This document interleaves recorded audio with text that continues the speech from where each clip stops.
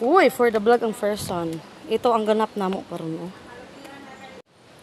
For today's ganap, kay summer naman lagi, char. Feel na feel ang summer.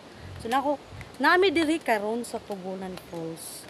So this is the beauty of Mainit, one of the most tourist destination in Mainit, ang Tugunan Falls. So mao ni siya ang itsura sa Tugunan Falls. So syempre mura pa tag na diri kay na may mga hagdan-hagdan. Charot! For the summer feels na kita kay syempre it's summertime. Oh, grabe ka gwapa. Mao ni siya ang kapaligiran diri sa Tugunan Falls. So, tantadadan. Lami pa karon paminaw guys kay palugsong. O latawan niyo wala pa ni di pa ni mao. Unyang stressful ani inigsaka. But okay ra, worth it man pod oh. Palugsong na pod, another na pod. So diri na tingali ko mo sexy no. Kung balik-balik ko na ko ni diri ang lugar. Basi kag hawak sa 0-0 na. So yun na ang nature diri sa Mainit.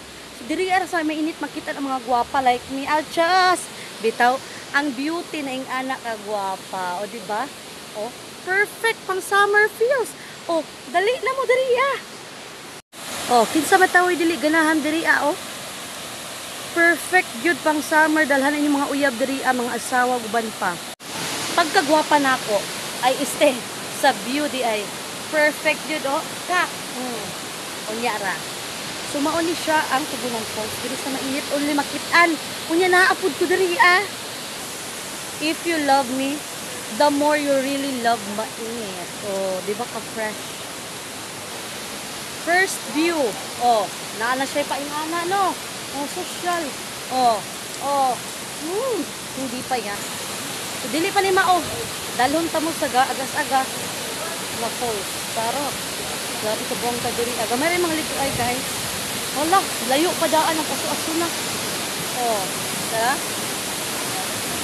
Oh, di ba buong guys so? Guwapa. Guwapa sa view. Oh, asa mo anak? Piliin mo ang tunay na Pilipinas. Start. Kani mo yung tunay na Pilipinas? Oh, wala mo yung anak no. Diri lang na sa Tugunan Falls sa Mainit.